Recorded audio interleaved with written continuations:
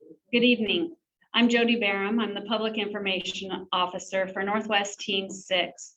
We've been on the Cedar Creek fire here in Oakridge and on the Willamette National Forest. Tonight, we're going to have a community meeting focused on the west zone of the Cedar Creek fire. You'll hear from the National Forest. We've got partners from both Team 6, the Oregon State Fire Marshal's Office team, the Alaska Team 1, the Sheriff's Office in Lane County and in Deschutes County. We'll cover some operations and fire behavior, as well as go over some structure protection.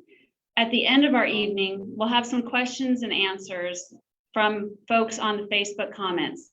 So please put your comments on, and we'll have some of our public information officers gather those and get questions answered here this evening between 7 and 8 tonight. Today, the Cedar Creek fire is 90,288 acres, and we have 1,228 personnel on the fire. First up tonight, we're going to hear from Molly Juleroff from the Willamette National Forest. Molly, why don't you come on up? Good evening, everybody. Molly Juleroff, Norfolk District Ranger. Obviously, the last few days, we've seen a lot of big changes on the fire, and the community of Oakridge, including some of our local employees, has gone through a really difficult time with the evacuations from their homes. The good news is now folks are getting back, and power is being restored. Highway 58 is being reopened. And we are starting to be able to get back out on that fire line and engage with the fire. Just to give you a little context, when this fire started from a lightning strike, we called in repellers to do the initial attack.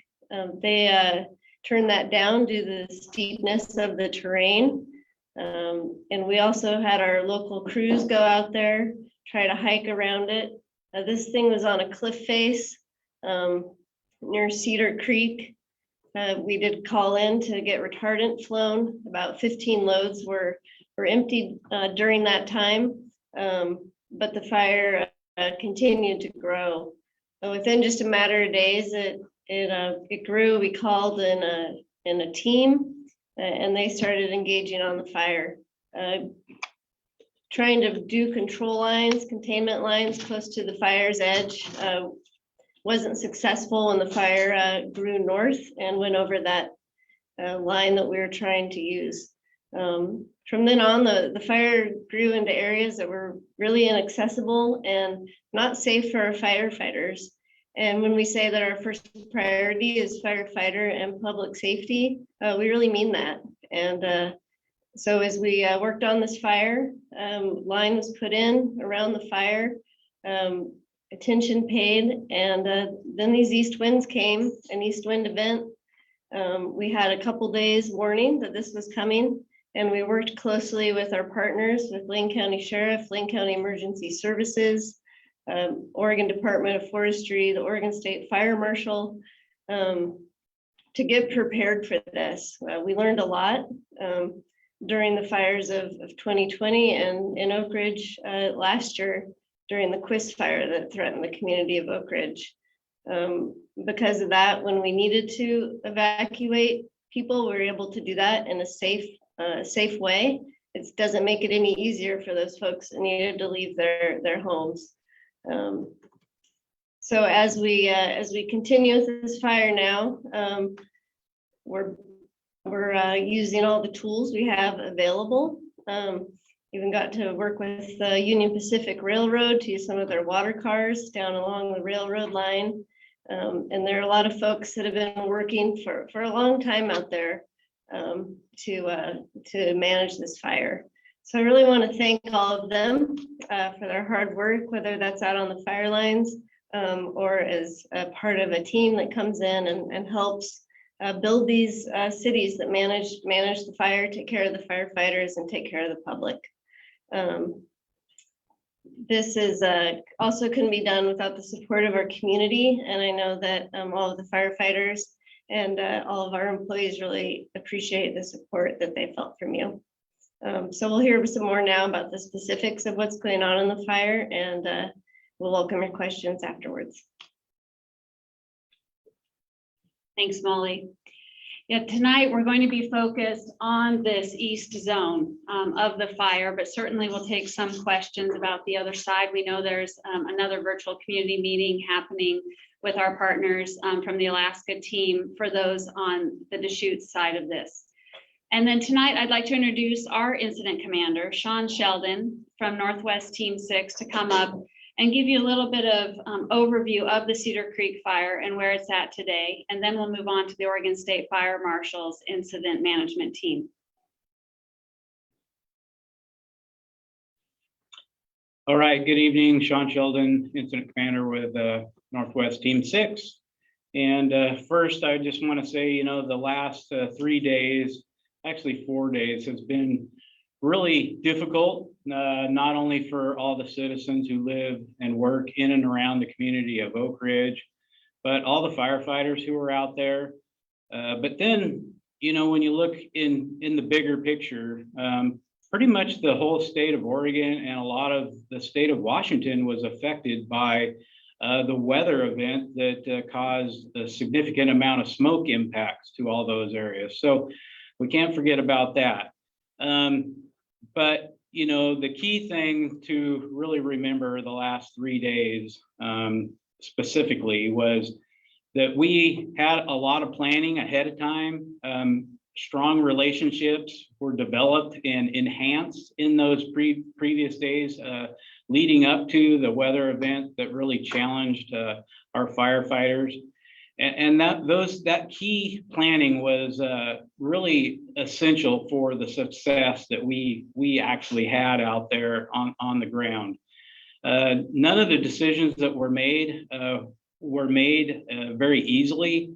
It's really hard anytime we're going to ask or recommend to the law enforcement folks that we should evacuate a community.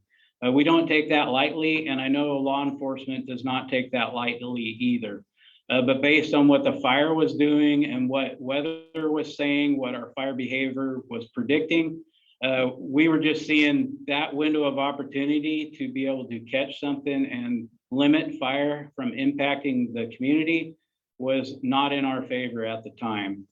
Luckily, we did have a weather break, and Ian might be able to hit on a little bit of why that occurred sooner than what we had anticipated. But that allowed us to do a lot of things in partnership with Oregon State Fire Marshal, with Oregon Department of Forestry, and the firefighters that were out there on the ground to really do some offensive tactics out there to really secure the closest edge that the fire was to the community. And that was really successful. And that really eliminated the opportunity for fire to expand and come into the community and impact the homes and the folks who live in those homes. And with a combination of that change in weather and that action that took place, they were able to lower those evacuation levels pretty quickly and get folks back into their homes. So a few other key things, though, that is important for folks out there to know about. This fire was really challenging in many ways, but a lot of the pre-planning, a lot of the work that was identified as far as some of the historic structures out there, the work that was done to protect them, the Taylor Burn guard station is still out there, still intact. That's a wonderful thing. The historic Waldo Mountain Lookout is still intact as well. And that goes to a lot of the previous teams planning who identified that. When we came in, we went out and did the work to protect those as far as prepping around those structures, wrapping those structures, and doing the things that we knew that you needed to do to protect those. And those were some high values out there. You can see it on the map. It's a large fire. And, this is my home unit too. I work here, I recreate out here. And so, I don't like to see this any more than anybody else. So, the thing is, the firefighters have been really working hard to make this happen. And while all this was going on, we not only evacuated the town, we evacuated our fire camp, we evacuated ICP, except for a few of us, myself, my trainee, all of our operational folks, the firefighters, some key personnel of the team stayed engaged up there, working to protect your homes. And so I think a lot of credit goes to those firefighters who put themselves at risk every day for the public who we work for the country we love, for the cities that we love, for the states that we love. So think about them and honor them and give them praise, because without them, things would be a lot worse than they are. In that time, our team set up a new camp and had that all up and operational in a 48-hour period. And that's pretty incredible. It's hard to build a camp, let alone tear a camp down and build a new one. So great work out there, great partnerships with all the partners that were involved, and you're going to hear from some of them tonight. But without all of them, none of this stuff could happen. We can't do this alone. So with that, I again thank you guys for listening in, and we'll be here for any questions that you might have later. Thank you. Thanks, Sean. You make a good point. We're coming to you tonight from the Lane County Event Center. Last Thursday, we did this meeting from our yurt up at the Incident Command Post. That's what ICP stands for. And we are down actually across from the American Red Cross Animal Evacuation Center here at the event center. So we appreciate the hospitality of Lane County for quickly giving us a place to work and sleep while we were evacuated along with the residents. Next up, I really would like to invite our Deputy Incident Commander for the Oregon State Fire Marshal's Red Team, Steve Bregman. I believe we've got him virtually online. Is he ready to unmute and turn on his video? Bregman, and I'm the Deputy Incident Commander for the Oregon State Fire Marshal Red Team. Our mission is to protect people, homes, and property. And we were called to step up to that mission on Friday when the governor declared a conflagration. She enacted the Conflagration Act. What that does is it allows us to utilize statewide structural fire department resources to bring those resources to bear to assist in that mission. The team came in on Saturday morning. Incident Commander Ian Yoakum with the Red Team unified with Pacific Northwest Team 6, and we began managing the incident. Prior to that, I just want to thank the Lane County emergency managers and Sheriff Harold for what they had done. The area around Oakridge was in level 3 evacuations, and they completed those, and people were safely evacuated prior to the state fire marshal getting here. 2 task forces were initially responded from Lane County, and again, because of that statewide mobilization, 5 additional task forces were able to come in.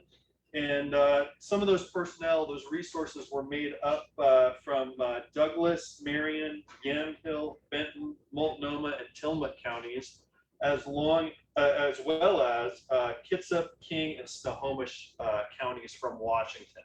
So we had a very robust response from the state fire marshal side.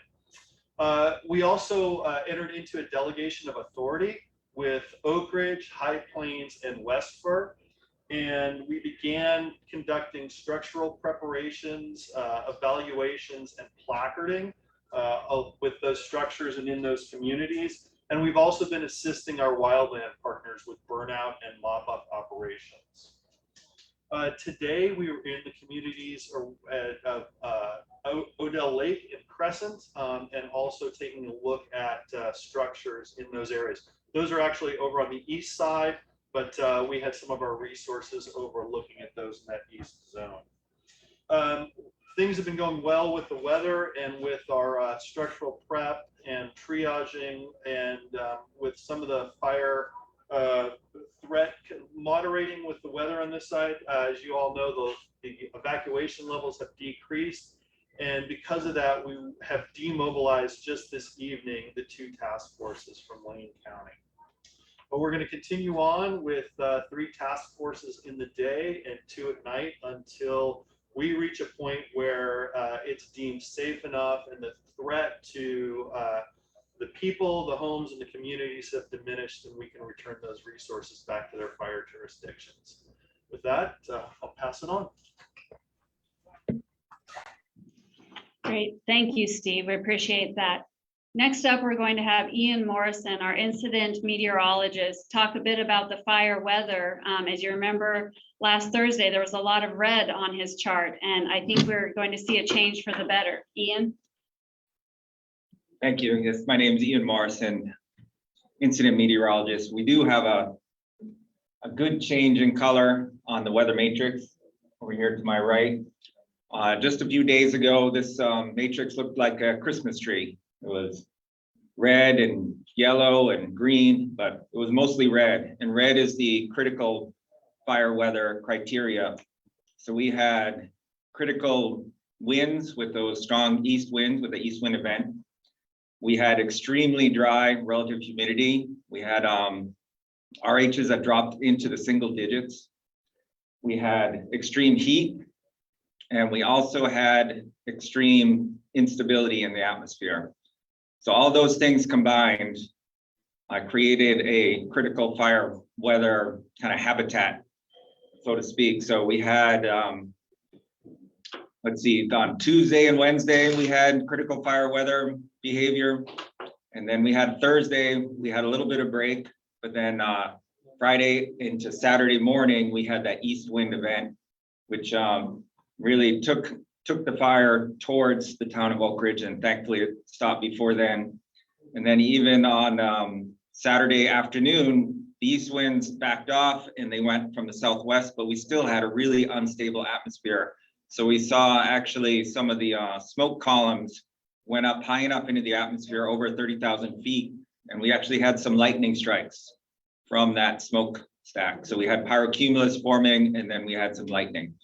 But now, going into this week, we're almost all green. We have a couple yellows here just for some wind gusts, but the green is good. We have the winds are going to be from the west all week. So we're going to have light to moderate west winds at the ridge tops. Temperatures are going to be average for this time of year, very seasonable. We have mostly in the 60s for the fire area. So up at some elevation, will be a little bit warmer in the towns and cities, more into the low 70s, upper 60s. And we also have relative humidity is going to recover well overnight, and good relative humidity recoveries, they call it in the fire world, meaning that the relative humidity comes up quite high overnight, and you'll have the dew on the grass. So we'll get up into the 80 to 100%, and then during the afternoons, we'll get down into 30 to 40%. Whereas last week, like I said, we were in the single digits for relative humidity. So it was was quite a rare event for this part of the country for this time of year. So what else can I say for this week? It's going to be very similar conditions to for the whole week. We're going to have those west winds, nice relative humidity, and there's a chance we actually could get some rain going into the last part of the weekend. So thank you very much. I'll be around for questions after.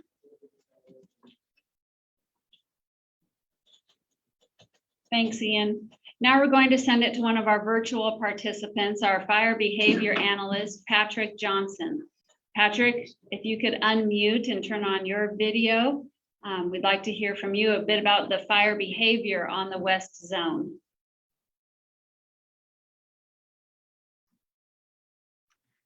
I'm working on the video. It's telling me that it won't let me use my video. So fortunately for you, you're not going to have to look at me. That's great for everybody. Sorry about that. Yeah, not working for some reason. But what I can tell you is we are going to have those higher RHs at night. That's really going to do a lot to shorten the burn period. things won't dry out until later in the afternoon. It'll make a short time when it actually is available to burn. But we're not even getting very good recoveries throughout the day. So what is going to be burning isn't going to be burning very aggressively. It's going to be more in the creeping and smoldering.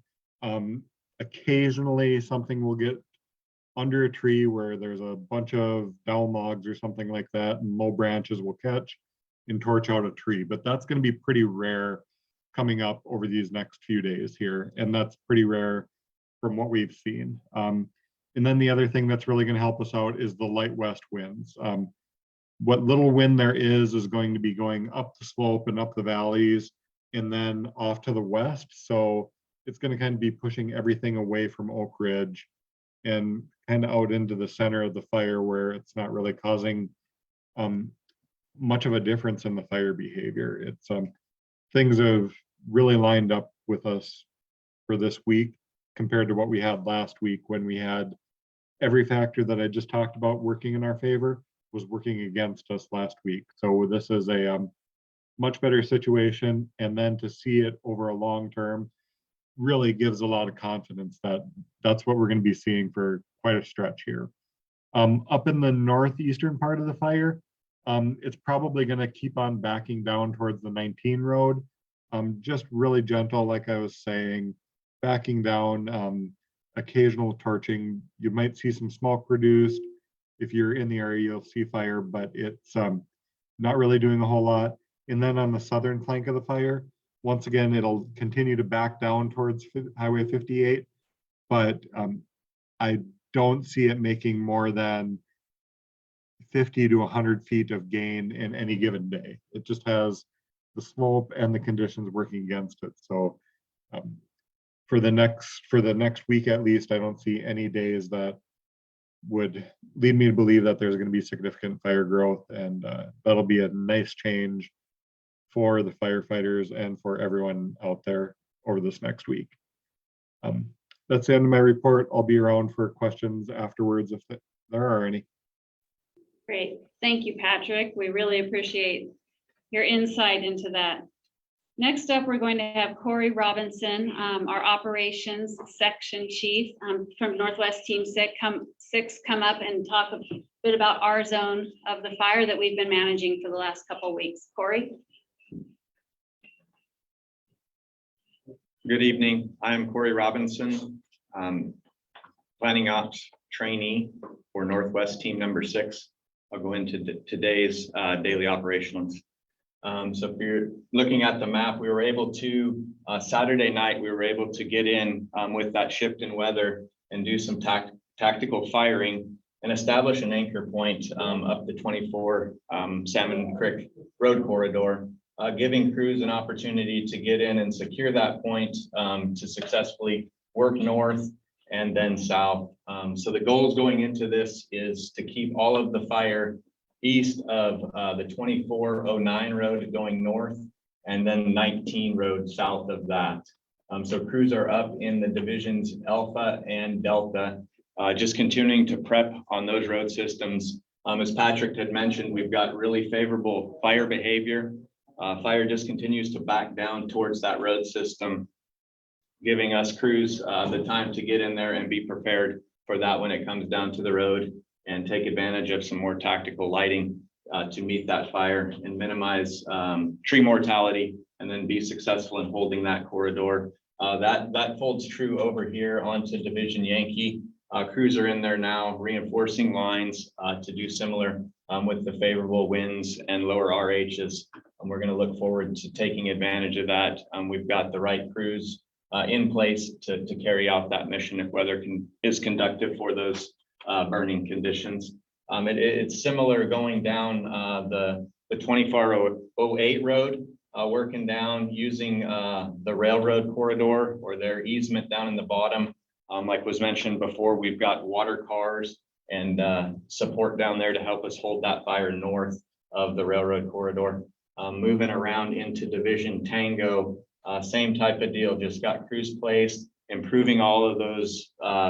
They're either roads, hand line, or equipment lines that have been put in. We're working on plumbing to be successful when the right conditions are there. We're in very close coordination with our neighbors, the Alaska Type 1 team over here, just to figure out how to tie all this in and work into the ground that they're coming at us.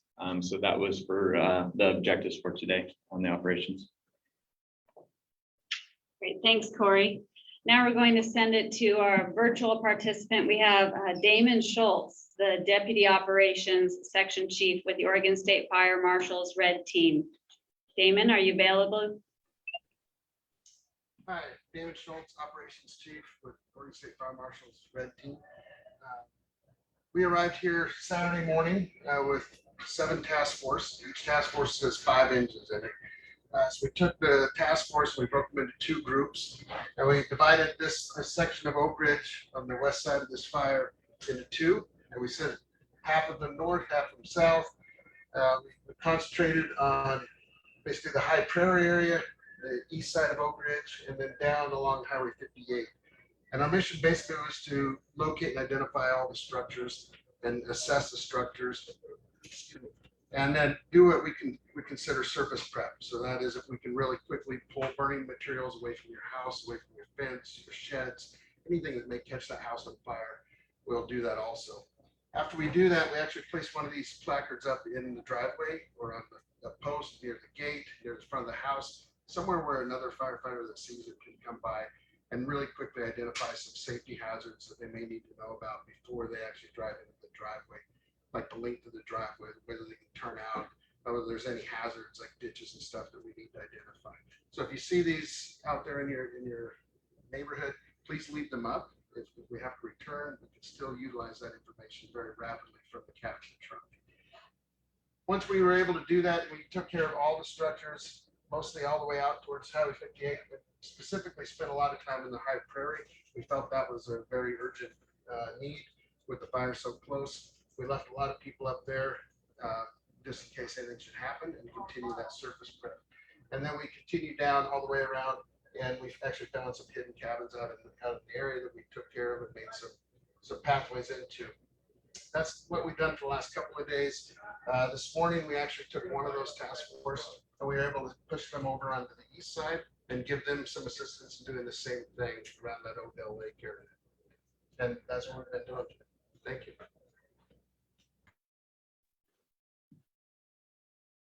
Thanks, Damon. Next up, we have Sheriff Harold from the Lane County Sheriff's Office. And I believe he's over there with our Oregon State Fire Marshal team. Sheriff, are you available? Yeah, I'm here, Lane County Sheriff Cliff Harold. Want to visit a little bit about the evacuation zones and how that went over the last couple of days. It's super great to see folks back in Oakridge today. Business is back open, and glad that we're able to get there.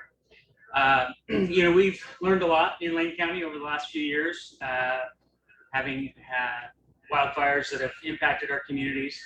And I just wanted to sort of walk you all through the decision-making process. You know, I want to assure you that I do not at all take it lightly when we make those evacuation zones, and most particularly that zone 3, that level 3, I should say, when we are asking you to separate yourself from your home, your businesses. You know, I was communicating with the police chief in Oakridge earlier today, and the fact that City Hall had to make a decision about what they should take with them when they left the city and how to deal with all those things. There's a lot that goes into that decision, and I want folks to know that those decisions are made very thoughtfully. You know, we were positioned right here with fire folks so we could have up to the minute information, and we all knew about the weather event. It's been forecasted, and we were keeping an eye on that and ultimately made that decision to go to level 3. One piece that I want to share with the community, and a lot of you know this, but I spent a lot of time on the McKenzie Highway back in 2020 during the Holiday Farm Fire. A lot of the deputies that I had up here in Oakridge this year and last year were also on the McKenzie Highway when that fire didn't give us the opportunity to pre-plan. And I remember dash cam video from deputies and troopers that were driving in to evacuate people in that fire in really, really scary, dangerous situations. And I remember the aftermath. I know there's still a lot of healing going on that highway, but I remember cars that were abandoned on the side of the highway that were burned up, and certainly the loss and hurting that happened on that highway. So all of that goes into the decision-making process when we ask this community to evacuate. And I just want folks to know that there's a lot of thought that goes into that. You know, we were here last year and we were here this year, and we had a whole lot more opportunity to plan this time around. I can't speak highly enough about the Lane County Sheriff's Search and Rescue volunteers. We just got incredible folks, volunteers who came up here to effect that evacuation. I'm so proud of them and thankful for them. They were supported by volunteers from the Deschutes County Sheriff's Search and Rescue and the Lane County Sheriff's Search and Rescue. The community responded so well to that. The County Emergency Operations Center has also gotten more practiced at this. And so the relationships with Lane Transit District and City of Oakridge and setting up a temporary evacuation point, which Lane County has never done before, all of those things, because of the planning that's gone into this, really went quite smoothly. But again, that's also because of the community's response to those evacuation levels. So just really, I want to say thank you, Oakridge, for responding to those in a great way, for cooperating, and also just know that there's a whole lot of people that have put a lot of time and effort and thought into making these decisions. The partnership up here is terrific. I'm so thankful that we've got great relationships with the teams that have been up here. The communication's been terrific, and really thankful for that. And I'm thankful that the weather changed and we were able to drop those down into level 2. We're going to continue to have conversations, of course, as we continue to evaluate those. You know, hopefully we continue to have good weather and we get to keep moving them in the right direction. But I still do want to ask you to be thoughtful and mindful and be paying attention to your information sources in the event that we have to reverse course. But for tonight, we're celebrating that they're down to 2, and I'll be around for questions. Thanks. Thank you, Sheriff. Now, we know our friends over on the east side will be talking more about this tomorrow, but I want to bring up Nathan Garraby from the Deschutes County Sheriff's Office to talk a little bit about their evacuations that they've been addressing as well. Nathan, are you on? Yeah, good evening. Thanks, Jody, and thanks for joining us this evening. Really can't say it any better than Sheriff Harold. Excellent explanation on the process and the struggles we have with making evacuation decisions. You know, Deschutes County did enact a number of evacuation areas as a result of this fire over several different time periods last week. Those are all still in effect. You know, unlike you know, evacuating the communities in and around Oakridge and the Highway 58 corridor, vast majority of our areas, well, in fact, almost the entire area is recreational and national forest or areas. So, you know, it is not lost on us that those that, you know, not only is the Cascade Lakes Highway area a recreational area for the entire state and the region, but it's also an economic area for a number of folks and their families, and we do recognize that. So we've worked really closely with the Deschutes National Forest. Our office has tried to enact evacuations based on risk. One of the challenges we had is, you know, these are large swaths of national forest, high recreational areas where people might be in the backcountry or recreating and dispersed camping.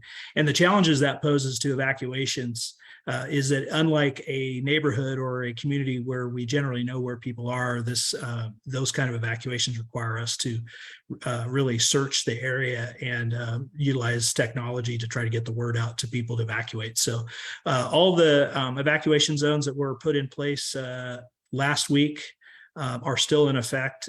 You know, we will be reviewing those with the incident management team, the local unit here at the Deschutes National Forest, and our partners to make sure that we're keeping those in line with the needs of public safety. Thank you, Jody. Thanks, Nathan. And before we head into questions and answers, I do want to give our partners over on the East Zone a chance to say hi and maybe give a little preview of what's coming up tomorrow. Cale, if you could give us a quick update, that would be great. Sure. Thank you, Jody. And hello, everybody. This is Cale Casey, one of the information officers with the Alaska Interagency Incident Management Team on the East Zone. And we are going to do a similar meeting, same format tomorrow at 7 p.m., 1900 our time. And wanted to let you know that on this side, we had very moderated fire behavior, but we have a lot of smoke in the Deschutes side, just a tremendous impact of smoke. So we have safety concerns on the travel corridors. We have safety concerns in the snow park areas.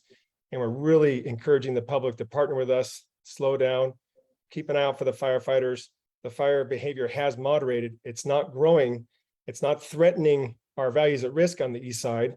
Nothing's been impacted at Little Cultus Lake, Lava Lake, Elk Lake Lodge, any of those areas around Odell and what have you. But the smoke is really impacting everybody on the east side. So avoid exertion, avoid exercise when it's thick like this.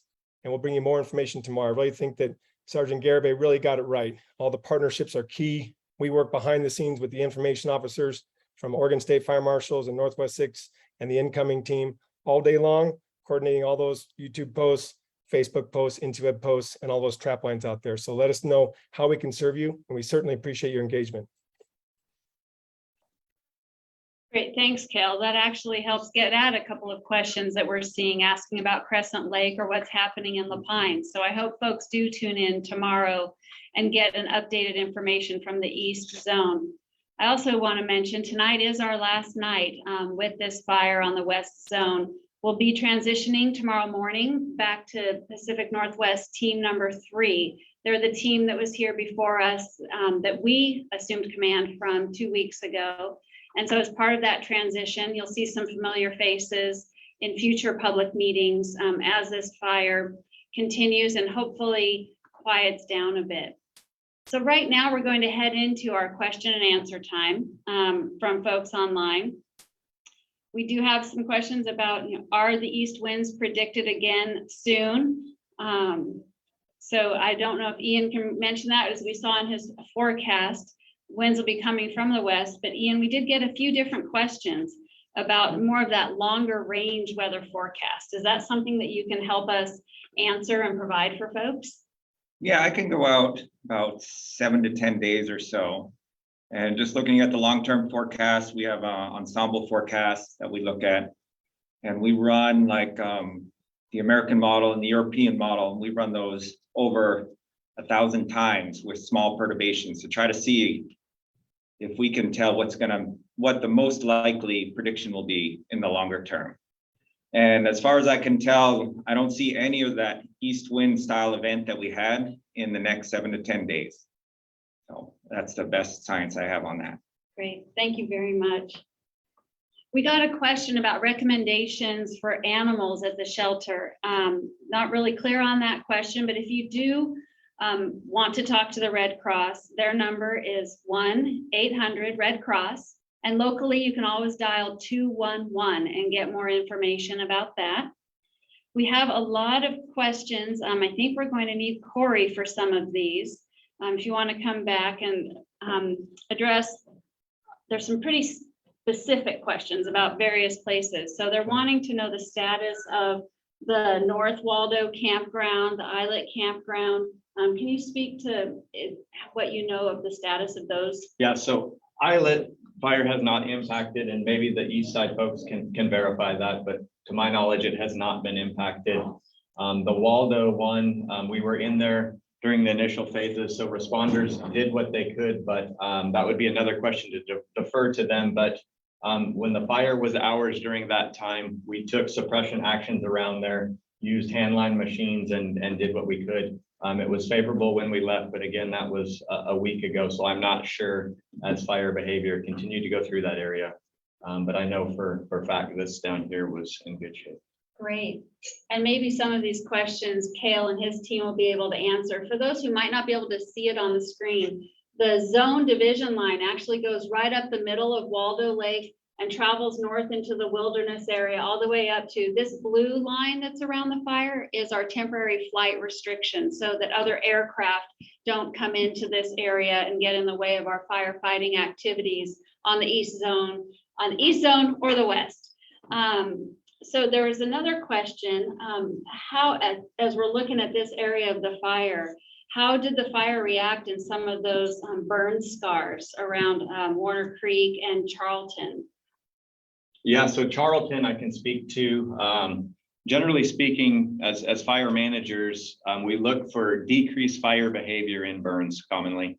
In Charlton, we were surprised the fire behavior that we saw through that burn. So it was, and Patrick may be able to speak to on that, but that was a lot more extreme behavior than a lot of folks were expecting to see. It would burn very rapidly through there with very high flame lengths, very high rates of spread, a tremendous amount of spotting. So yeah, that was the behavior we experienced in that one for sure. Right. And I'll keep you here. That's a good point. Patrick, did you have anything you wanted to add to that while we've got you online? Yeah, I'll give a quick synopsis on that because it was really impressive. I thought flying over it in the helicopter, I was like, oh yeah, fire is gonna check up there and not really move through that. You could see bare dirt in between the logs, but what it really was the all of the logs there have been not getting a whole lot of moisture over the past few years, so they're really dry and they're kind of punky. They're kind of in that stage, if you go up and kick them, they kind of fall apart into dust and various small chunks. So it was really dry and it was able to really carry through that and move quickly. It spotted any little bit of vegetation that was there would get thrown to the next log, and close to 100% of those would start on fire. It was a really interesting situation and didn't match up, but once again, we're always learning from fire and what it does. So next time around, hopefully we'll be able to make decisions based on that. Thank you for that insight.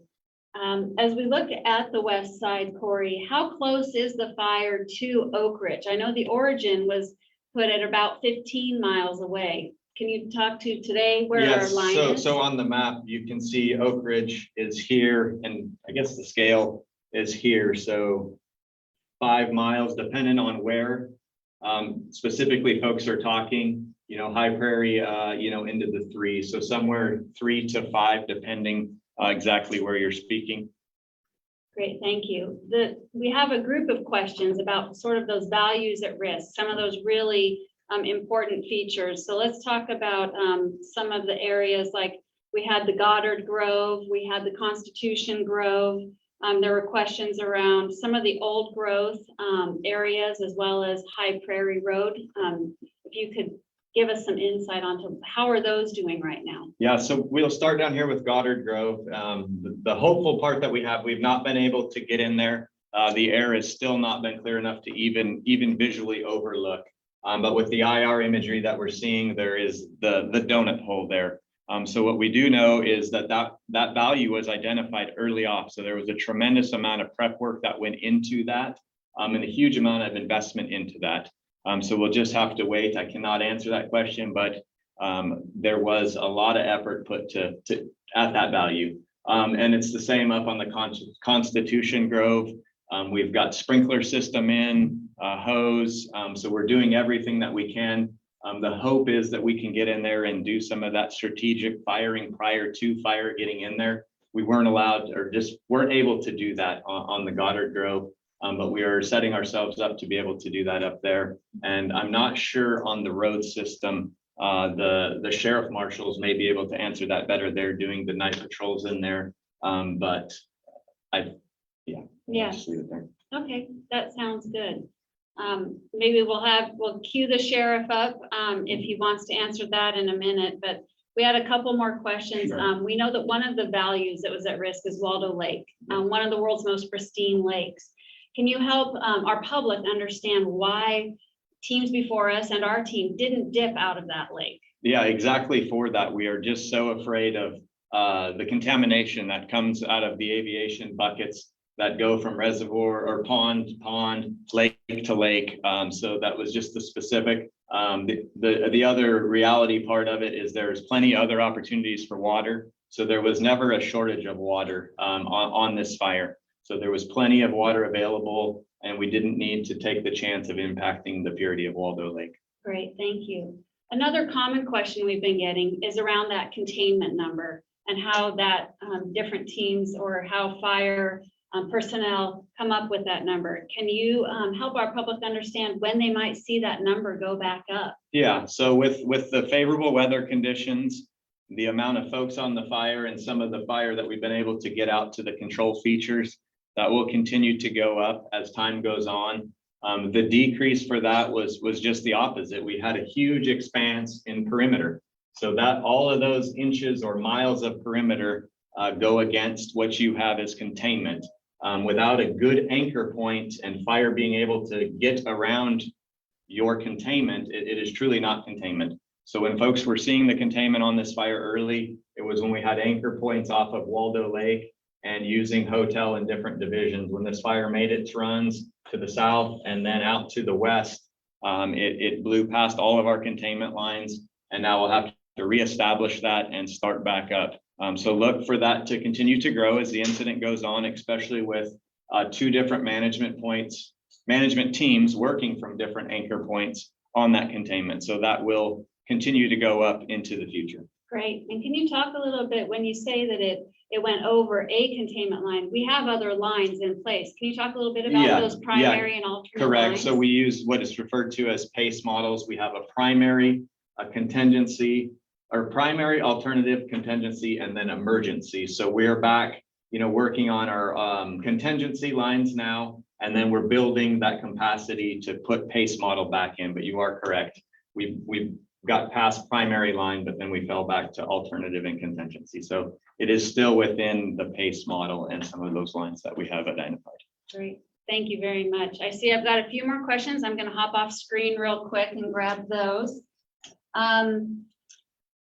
So we have some questions here about the status of Huckleberry Flats. Can you give us an update on that and how that's looking in Division Yankee? Yeah, so there's no impact to Huckleberry Flats at this time.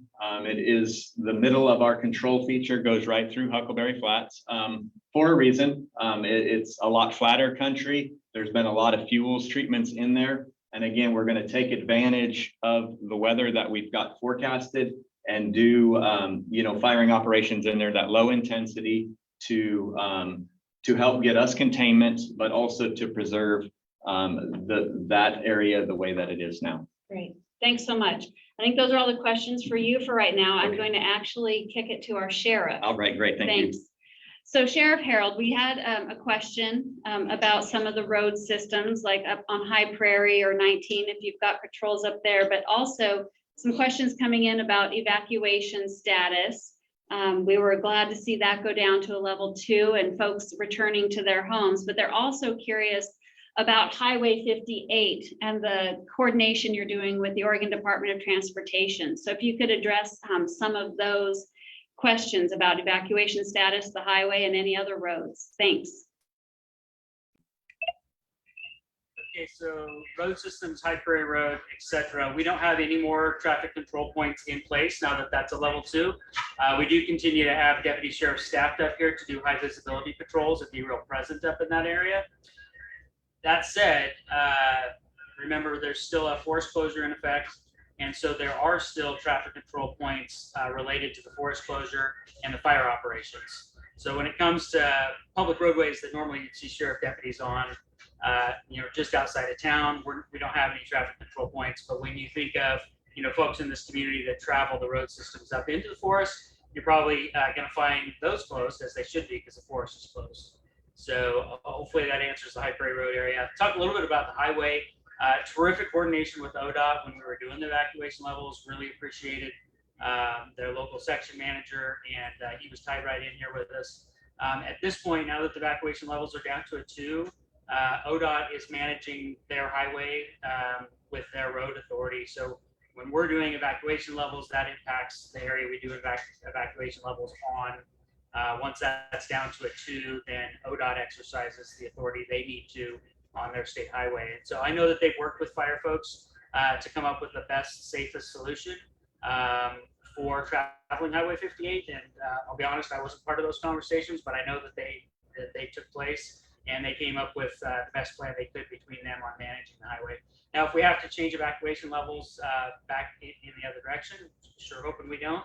But I'm confident in our relationship with ODOT, and we'd be able to implement our plan again if we had to. Thank you, Sheriff. I'll check one more time with some of our public information officers. It looks like we've captured most all of the questions that came in. If you do have more questions about specific campgrounds, we'd encourage you to visit the Willamette National Forest's website for the latest closure information, as well as which campgrounds will be open and when. Of course, we'll be putting out that information.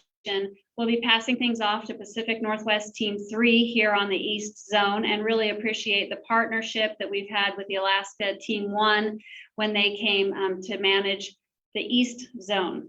So for that, tonight, we just want to say thank you to our community. Thank you to the firefighters. I think we're going to wrap this up. Thanks to everyone for watching tonight. And again, keep following this Facebook page. Engage in the public meetings. You can find more information on our NC website or YouTube channel. And we really appreciate the service of our firefighters, and stay safe.